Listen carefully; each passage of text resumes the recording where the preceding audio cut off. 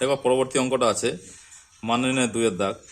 আমাদের কিভাবে করতে হবে, আমাদের 125 টাকা প্রথমে ভেঙে নিতে হবে। কিভাবে ভাঙবো, 125 টাকা আমাদের এইভাবে ভেঙে নিতে হবে।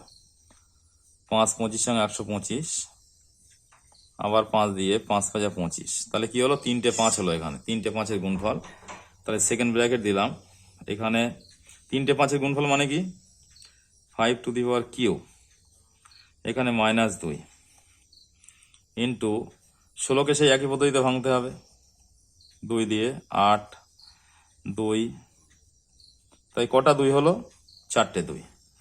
4টে 2 মানে 2 to the power 4, bracket close করে দিলাম। -3/2 second bracket -1/6।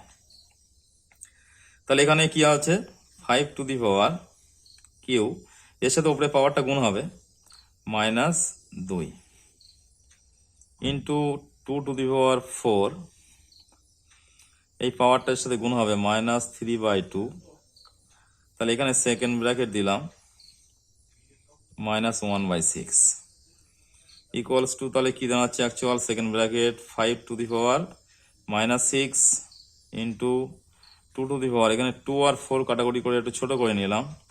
2 to the power 3 2 6, minus আছে এখানে একটা লক্ষ্য করবে, -6 সেকেন্ড ব্র্যাকেট ক্লোজ করে দিলাম -1/6।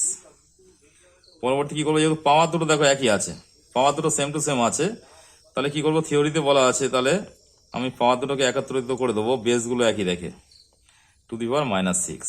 এখানে আবার বাইরে সেকেন্ড ব্র্যাকেটের বাইরে একটা আছে পাওয়ার 1/-1/6, তাহলে কত হলো 5 2 10, এখানে দেখো 6 কেটে যাচ্ছে, মাইনাসও কেটে যাচ্ছে, তাই 10 two the power 1, 10 two the পাওয়ার 1 মানে হচ্ছে 10।